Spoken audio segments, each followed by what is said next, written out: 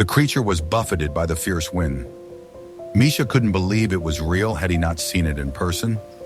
An odd-looking animal was nudged by the gust towards his home's wall. It was trying to resist the weather, but each attempt was thwarted as the wind stole its footing, pushing it backward. This creature wouldn't be reaching its intended location anytime soon. Misha had never seen an animal like it. At first glance, Misha instinctively identified the creature as a goat. Its thin figure, elongated limbs, stretched face, and lengthy, droopy ears resembled a goat breed he knew. But on closer inspection, he noticed it had no hooves. When the creature spun around, he was surprised to find it was a dog, strangely shaped, extremely thin, and peculiar. The sight of the skinny animal evoked not fear but revulsion. The dog's bones and muscles were barely concealed under its skin, which seemed ready to split at any moment. Its long ears blanketed its face when it lowered its head, coiling in a peculiar pattern that differed from the beagles or basset hounds Misha was familiar with. The dog's face bore little resemblance to any canine he'd seen. It looked more cylindrical. Misha was bewildered by its peculiar appearance. Despite the creature's weak battle against the wind stirring Misha's sympathy, he had no intention of reaching out to it. He figured that when the wind lost its force, the animal would eventually reach its endpoint. After all, the wind was rough, but hardly a storm. Had he been alone, Misha might have just kept walking. But as the head of his household, the situation was complex. If intriguing stories like this draw you in, don't forget to hit the like button, subscribe, and turn on the notification bell to follow along with more of our fascinating tales. "Wow, it's just adorable," cried his daughter. "Can we take it home with us?" Misha and his wife exchanged unsure looks. Neither of them wanted to harbor that odd-looking being. Judging by its appearance, the dog had likely spent a long time on the streets and seemed to be nearing the end of its life. They didn't want to subject their family to the potential danger of an ailing creature. "But please, Daddy," the girl pleaded, turning her large eyes onto her parents. "I promise I won't ask for any birthday gifts. You won't even need to get me a computer, and fixing my phone can wait. It's still kind of working." Her proposal was appealing. Her birthday wish list included items that would set them back significantly. The computer alone was a hefty expense. After initially refusing to get her a new phone, she threw a fit but calmed down when Misha agreed to have it repaired. A canine, especially one as peculiar and weak as this, seemed a more economical choice. "Observe her," the wife murmured into Misha's ear. "She won't pass away today, possibly tomorrow. Let's give her shelter. She can stay and entertain us for a few days before we let her go." Misha wasn't particularly enthused about the proposal, but capitulated to the double dose of pleading eyes. His agreement elicited a joyous outburst from his daughter. Yet no one was keen to handle the creature. The onus was on Misha to scoop her up for a vet inspection to verify if it was safe to bring the dog into their home. The dog shuddered from the cold, and upon encountering Misha, she trembled as if caught in a seismic tremor. Her skinny frame was unexpectedly lightweight and lukewarm, with her paws and ears dangerously close to frostbite. Once cradled in his warm embrace, the dog instinctively snuggled against Misha, seeking heat. Seeing the canine, the vet released a heavy sigh. He had a mountain of work ahead. As he prepared to thank the family for rescuing the animal, Misha's wife pulled him aside. She clarified they didn't intend to invest in the dog. It was merely a temporary amusement for their daughter. The only requirement was to ensure it was safe to interact with. They needed it to be cleaned up or treated to make sure it wasn't a carrier of any contagious disease. The vet was speechless. Part of him wanted to forcibly eject the so-called rescuers from his clinic, but he quickly regained his composure behind a facade of a smile. He decided to employ a clever ploy, administering a few restorative shots under the pretext of a special vaccine against germs. That way, even if she found herself back on the streets, her survival chances would be better. He also addressed the parasite issue, cleaned her ears of pus, and checked her eyes and teeth. The family declined any additional procedures. "Do you enjoy dressing up toys?" the vet asked the young girl. "I am a grown-up now," she replied, not pleased with the question. "That's unfortunate," the vet feigned regret. "I was about to suggest this little one is very cold and could use some special outfits." The daughter immediately warmed to the idea.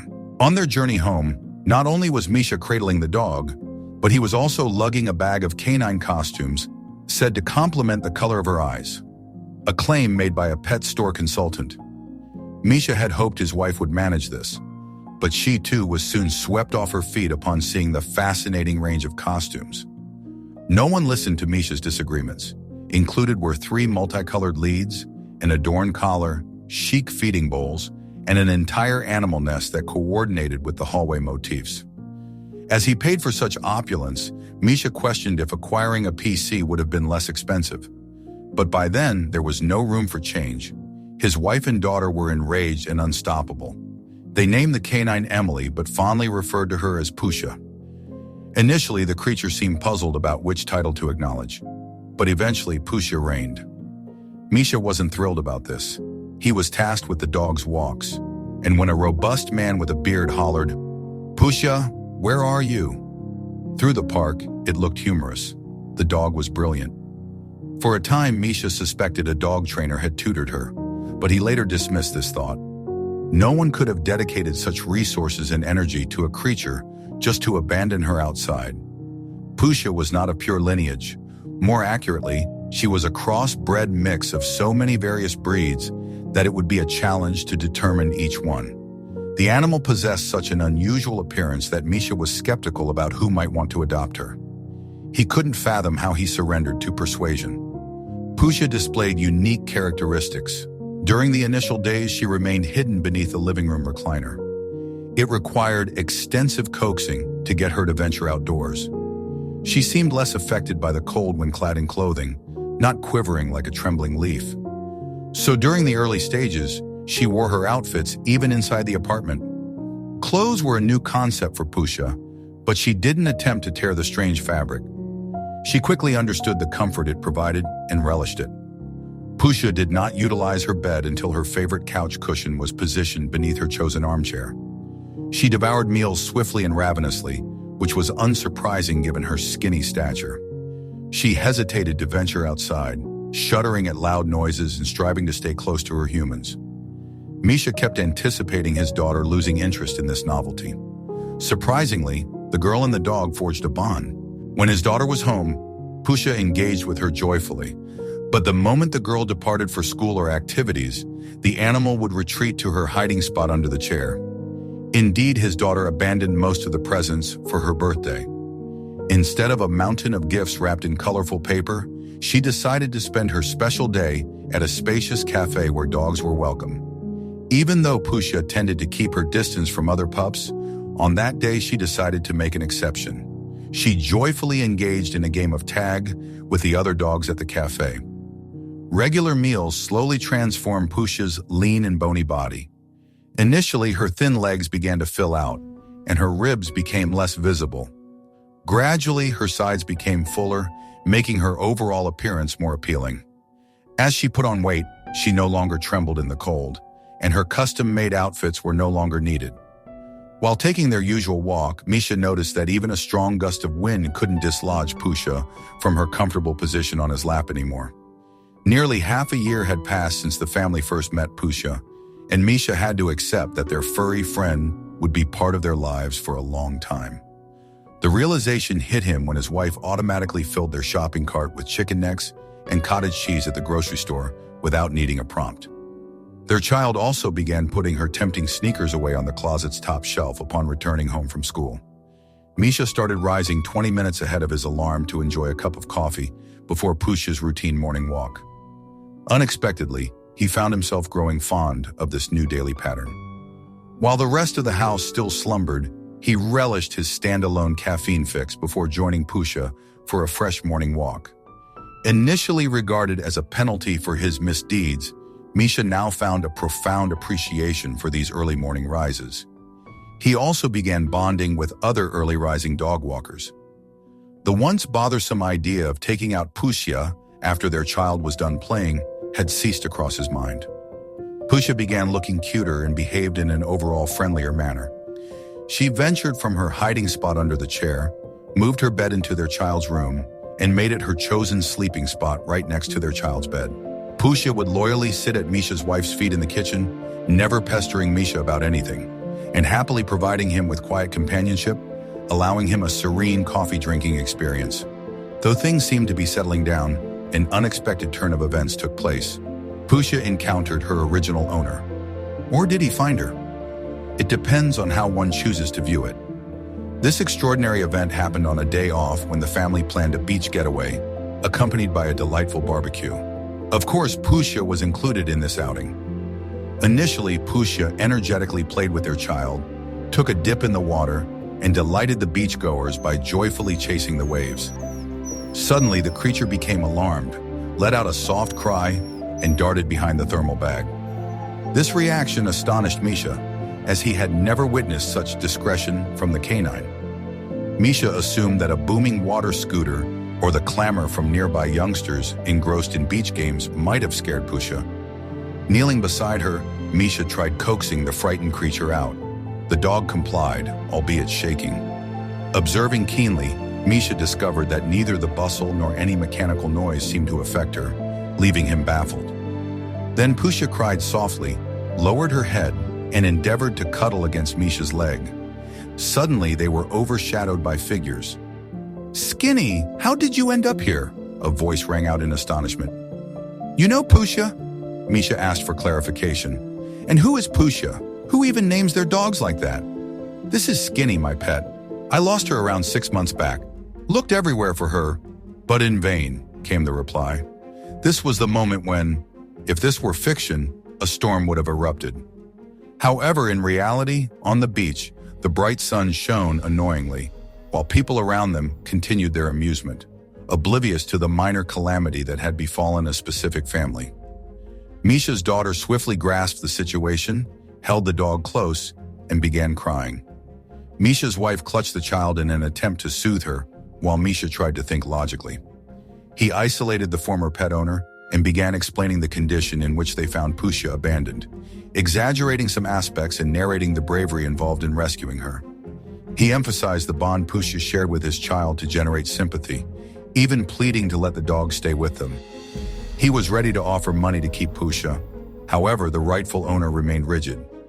"She's my pet. Hand her over. We don't want this escalating into a legal issue. I can verify my ownership through pictures and veterinary documents," the man maintained. "Consider yourself lucky. I'm not filing a theft complaint against you.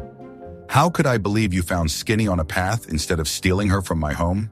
The prospect of handling a legal situation was the last thing Misha desired, especially when there was a lack of evidence proving his innocence.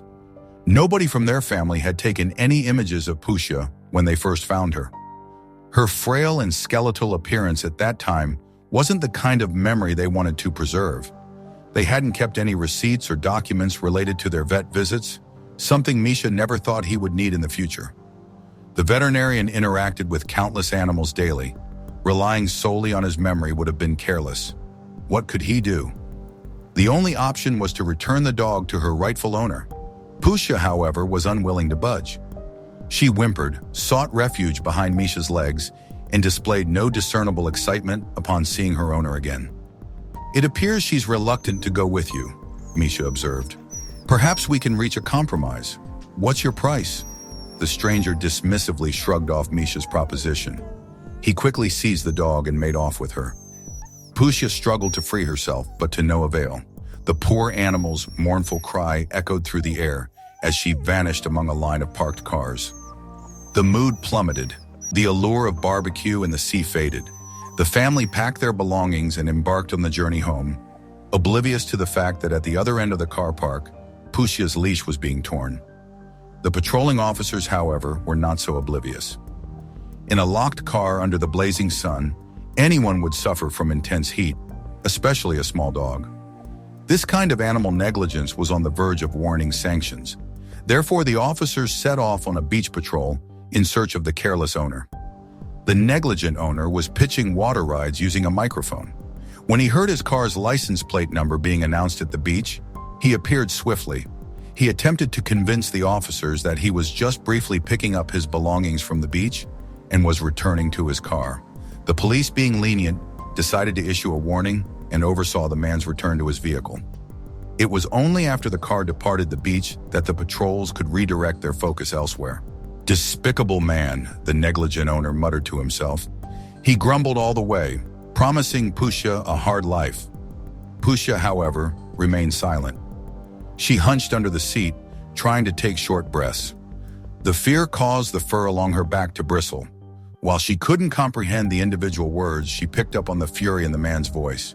The seat provided no real comfort or safety for her. The moment the man drove into his yard, he flung open the door and roughly tossed the defenseless animal onto the tile by her scruff. The dog whimpered as she tumbled around the yard before she resumed her fearful stillness. "What on earth, a weak, malnourished creature!"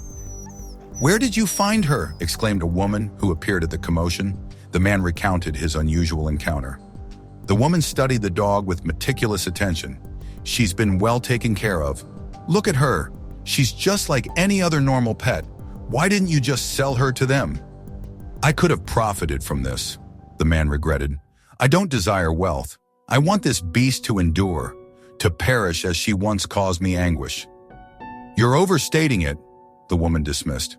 "I comprehend how dreadful it felt when that mongrel deserted me.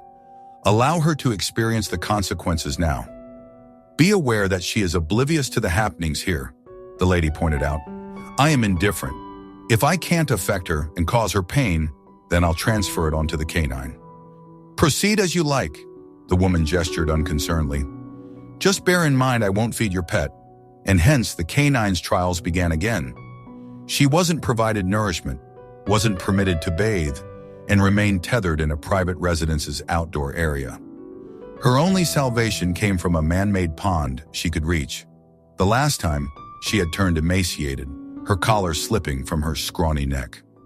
That time, the pet managed to escape through an almost invisible gap in the fence. However, this time, the situation was worse. She had regained her weight, and despite her desperate attempts to break free, she was unsuccessful. Day by day, the canine's existence remained the same. It was exceptionally challenging during the sun's blazing zenith and during the evening when her owner returned from work. The man didn't hesitate to torment her, approaching and thrashing the dog with a stick, uttering maligned words for his ex-partner. The mother silently witnessed the entire scene from her window. She harbored extreme abhorrence for her previous partners as much as her son, and she didn't find a reason to restrain him. Let them have their grim amusement. The dog silently endured all the torment. She knew that whining might invite more punishment, so she stifled her cries, bracing for the pain. Only slender streams of tears originating from her eyes indicated her physical agony. The grim circumstances could have worsened had it not been for an intervening neighbor. The neighbor climbed a tree to gather fresh apples. From this elevated location, he secured a clear view of the yard and the pond. Initially, he failed to recognize the live animal appearing as a cloth spread on the outdoor tiles, but a close observation made him gasp in dismay. He promptly descended from the tree and fetched his mobile device. "Hello, Misha. I think I've located your pet. Please come and confirm." He earnestly voiced his suspicions. Misha quickly readied himself. In the dog's absence, the house seemed unusually hollow. Yes, the pet appeared visually clumsy, but had grown dear to him. Soon enough, Misha arrived at his peer's residence. His friend led him to the apple tree. At that moment, the dog's owner began disciplining his pet. As Misha spotted the relentless corporal punishment, he nearly screamed, but his friend timely muffled his outcry, aimed his phone, and documented the canine's abuse. The police were promptly informed. The evidence was clear, and even a captured video served as undeniable proof. Still, the authorities didn't wish to get involved. The pet's keeper rushed into action, delivering a sizable amount of cash to distract the police's attention from his misconduct. This time, Misha ensured everything was filmed. The officers, who initially consented to the under-table deal, hastily attempted to disconnect themselves from the predicament. Misha swore that if compelled, he would take this issue to the prosecutor's office in court. The disagreement escalated into a heated skirmish when the keeper's mother intervened. To steer her child clear of legal trouble, she advised all parties to settle down. "Take the dog and decide her fate," the mother directed toward the woman. "We will own up to our false police alert, and all parties can find satisfaction." The proposal was met with approval from everyone, barring Misha. But how can I trust that your son won't reclaim the pup from me later? Would an acknowledged receipt, approved by everyone here, suffice? The woman inquired, her tone unyielding. After the receipt was signed by all witnesses, including the officers, Misha felt reassured. He carried the lifeless, furry creature back home. After his departure, he had no definitive information about what happened. However, he ensured the young pup remained indoors initially, apprehensive of the unforeseen previous guardian showing up. Admittedly, the dog herself didn't seem eager to venture out. Although scrawny, she was a significant improvement from the skeletal frame that Misha encountered initially. Regrettably this time, severe bruising was her ordeal. It took an extended time for the pet to recuperate. Misha's wife and child enveloped Pusha with infinite love and care. They fed her by hand, continuously caressed her, and expressed how much they cherished her. Under such nurturing, the dog thrived. Misha was convinced she appeared happier. It wasn't long before Pusha returned to her routine outdoor jaunts. Despite Misha's initial worries, the previous guardian never resurfaced. Possibly his mother succeeded in persuading her son about the triviality of the dog's ownership. Or he might have rewarded himself by paying back his ex-wife. Misha, however, was indifferent. His only priority was to keep Pusha out of harm's way. If stories like this warm your heart, make sure to support us by hitting the like button, subscribing, and turning on the notification bell so you never miss another one of our uplifting tales.